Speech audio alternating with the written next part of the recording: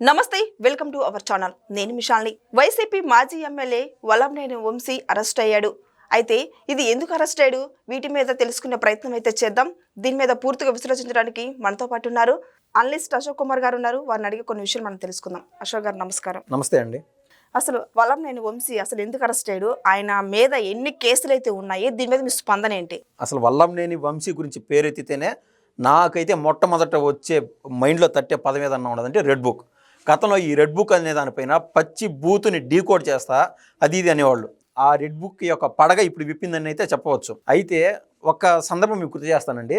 గతంలో నారా లోకేష్ గారు పిల్లలతో అంటే విద్యార్థులతో జూమ్ కాల్లో ముచ్చటిస్తా మాట్లాడుతూ ఉన్నాడు. మీ సమస్యలు ఏంది అది కనుక్కుందామని ఆయన జూమ్ కాల్లో చాలామందితో లైన్లోకి తీసుకున్నాడు.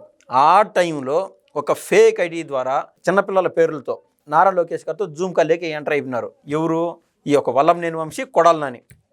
అధికారం మీ దగ్గర ఉన్నది. అంత మదమా ఎవరికైనా ఒక వాల్యూ ఇవ్వాలండి. సరే నువ్వు అవినీతి చేయి, ఇంకొకటి చేయి ఏదన్నా చేసి ఉండొచ్చు కాక అక్కడ అంటే వీళ్ళు ఎట్లా అంటే నారా లోకేష్ గారిని, వాళ్ళ కుటుంబాన్ని, పవన్ కళ్యాణ్ గారిని, వీళ్ళ యొక్క ఫ్యామిలీస్ని డీమోరలైజ్ చేసే విధంగా వీళ్ళు అవినీతి చేసినారా, మర్డర్లు చేశారా అంతకు మించిన పాప మాదిరి నాకు కనిపిస్తుంది. ఇది విద్యార్థులతో ఒక పక్క ముచ్చటిస్తూ ఉంటే అధికారం మదంతోనే కదా మీరు జూమ్ కాల్లోకి ఎంటర్ అయ్యి నవ్వులాటగా మాట్లాడింది. తర్వాత ప్రెస్ మీట్కి వచ్చి మమ్మల్ని ఫేస్ చేసే ధైర్యం లేదా నారా లోకేష్, లేదా పప్పు నాయుడు అంటారు.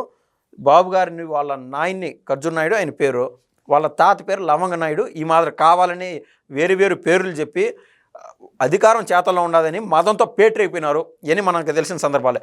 అయితే గత 5 ఏళ్ల కాలంలో ఈ 5 ఏళ్లకు మునుపు మీకు గుర్తుంటుంది, పట్టిసీమ ప్రాజెక్ట్ అని బాబు గారు ఒక ప్రాజెక్ట్ తీసుకొచ్చి పోలవరం లేట్ అవుతుందని చెప్పి ఉన్న పళ్ళంగా కొన్ని వేల ఎకరాలు సాగులోకి తీసుకొచ్చాడు పట్టిసీమ ప్రాజెక్టు. దానికి సంబంధించి ఆనకట్లో కట్టడానికి మట్టి వేస్తూ ఉంటారు కరకట్టగా. ఆ మట్టిని కొన్ని వేల టన్నులని లూటి చేసి ఆ మట్టిని కూడా అమ్ముకొని కడుపు నింపుకున్నటువంటి దౌర్భాగ్యుడు ఎవరన్నా ఉన్నారంటే ఈ వల్లంనేని వంశీ.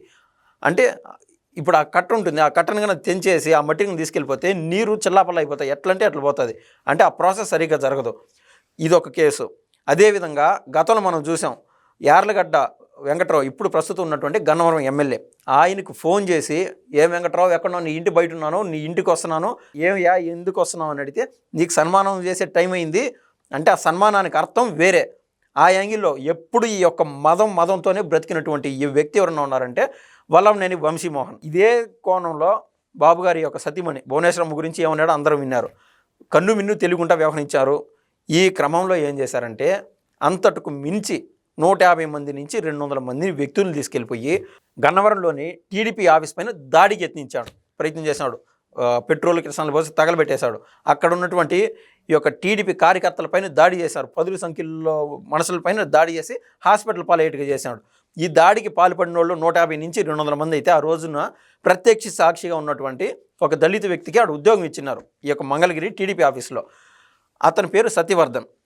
ఆయనకు జాబ్ ఇచ్చినారు, ఆయన జాబ్ చేసుకుంటున్నాడు. ఆ రోజు దాడి జరిగినప్పుడు ప్రత్యక్ష సాక్షి ఆయన పోయి కేసు పెట్టాడు. అయ్యా ఈ మాదిరి దాడి జరిగిందని పోలీస్ స్టేషన్లో కేసు పెడితే వాళ్ళ ప్రభుత్వంలో, వైసీపీ ప్రభుత్వంలో ఆ కేసుని మూవ్ చేయలే. ఎక్కడ వేసిన గొంగళ్ళు అక్కడే అనే చందాన అక్కడే ఉండిపోయింది. ప్రభుత్వం ఏర్పాటు చేసిన తర్వాత కూటమి పార్టీలు ఈ యొక్క సత్యవర్ధన్ వేసిన కేసుని మూవ్ చేసే విధంగా ఈ యొక్క రెడ్ బుక్ రాజ్యాంగం అనుకోండి, ఇంకొకటి అనుకోండి, ఇది మూవ్ ఆన్ అవుతూ వస్తుంది. అయితే చట్టపరంగా ఏదైతే తప్పులు జరిగినాయో వాటిపైన చర్యల్లో విధంగా జగన్మోహన్ రెడ్డి మాదిర విపరీత ధోరణి ఉండి కక్షపూరితంగా ఉండేటికంటే వచ్చిన 2 నెలల్లో వీళ్ళు జైల్లో ఉండేవాళ్ళు. ప్రతి దానికి ఆథెంటికేటెడ్ ఎవిడెన్స్ కావాలా, డాక్యుమెంటేషన్ కావాలా, ప్రాసెస్ దాని ప్రకారం జరుగుతున్నది. వాళ్ళ పార్టీకి వాళ్ళు అభివృద్ధి ఆ లైన్లో నడుస్తూ ఉన్నారు. కానీ చట్టం దాని పని చేసుకుంటూ పోతుంది. వల్లంనేని వంశీ అనే టోకన్ ఈ టైంకి వచ్చింది. ఆ మధ్యన మచిలీపట్నంలోని బందరు మాజీ ఎమ్మెల్యే అయినటువంటి పేరు నాని ఇటువంటి టోకన్లు దాటుతా వస్తున్నాయి. సోషల్ మీడియా సైకోలు బోరుగడ్డ నీళ్ళంట, కల్లం హరికృష్ణారెడ్డి అంట, అదే కోవలోకి చెందిన వ్యక్తి ఎవరన్నా ఉన్నారంటే వల్లంనేని వంశీమోహన్. ఆయన టోకన్ ఈ సమయంలో వచ్చింది.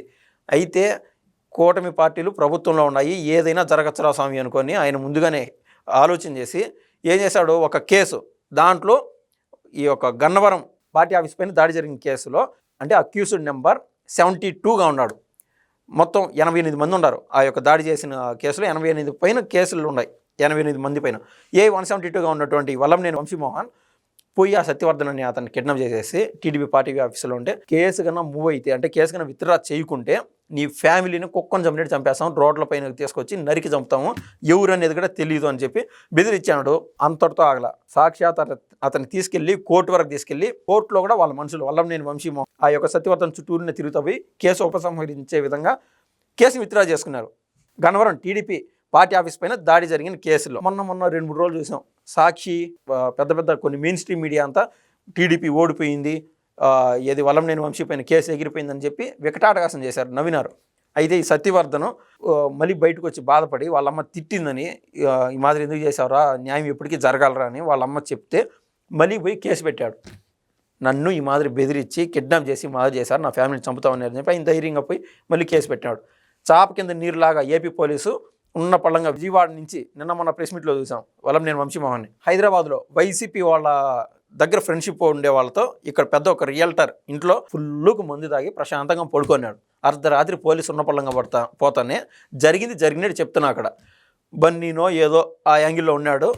పోలీసులు ఉన్న పళ్ళంగా తొడతానే నాకు 5 నిమిషాలు టైం కావాలని చెప్పి బాత్రూంలోకి పోయి, అంటారు కదా కుక్క చావు తెచ్చాడని, ఏడ గతి లేక బాత్రూంలోకి పోయి ఉన్న సాక్షి వాళ్ళకి ఫోన్ చేసేసాడు. ఆల్రెడీ ఒక తప్పు చేసినాడు. ఏది, గన్నవరం టీడీపీ పార్టీ ఆఫీస్ పైన దాడి జరిగింది ఘటన ఒక కేసు. రెండో కేసు సత్యవర్ధన్ అనే అతన్ని కిడ్నాప్ చేయడం అనేది రెండో కేసు. తప్పు చేసినాడు. ఏది, జగన్మోహన్ రెడ్డి స్నేహంలో దాడి చేయడం అనేది నెంబర్ 1 తప్పు. 2, ఈయన సహజ స్వభావంలో కిడ్నాప్ చేసినాడు సత్యవర్ధన్, ఇది రెండో కేసు. అది దాటిన తర్వాత అంటే ఒక తప్పు తప్పించుకోవడానికి ఎన్ని కేసులు అవుతున్నాయి చూడండి. బాత్రూంలోకి పోయి పోలీసు వాళ్ళకు ఉన్న సమయంలో పోలీసు వాళ్ళు 5 నిమిషాలు పర్మిషన్ ఇస్తే ఈ 5 నిమిషాల లోపు సాక్షి వాడికి ఫోన్ చేశాడు, ఏం మాట్లాడినట్టుగా మనం బయటికి విన్నాము. అదేవిధంగా వైసీపీ వాళ్ళకి జగన్మోహన్ రెడ్డి రీచ్ అయ్యే రేంజ్లో అందరికీ ఫోన్ కాల్ చేసేసాడు. ఇది మూడో తప్పు. అంటే ఇది 3 కేసులు క్రమంగా మనకు కనిపిస్తున్నాయి చూడండి. ఒక తప్పుని సరిదిద్దుకోవడానికి ఇన్ని కేసులలో పడినాడు.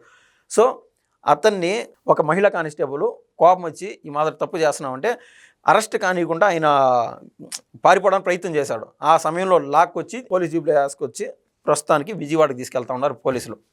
ఇతను చూస్తే మనం ఇందాక చెప్పాం కదా, మట్టి తవ్వకాల్లో కేసు అంట, వాళ్ళని బెదిరించిన దాంట్లో కేసు, అదేవిధంగా బోనమ్మ పైన కేసు.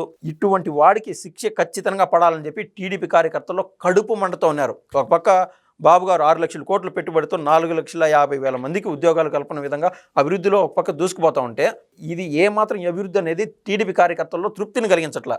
ఈ యొక్క వల్లంనేని వంశీ అరెస్టుతో టీడీపీ కార్యకర్తలు ప్రశాంతంగా దీపావళి చేసుకున్నంత పని అయితే అయింది.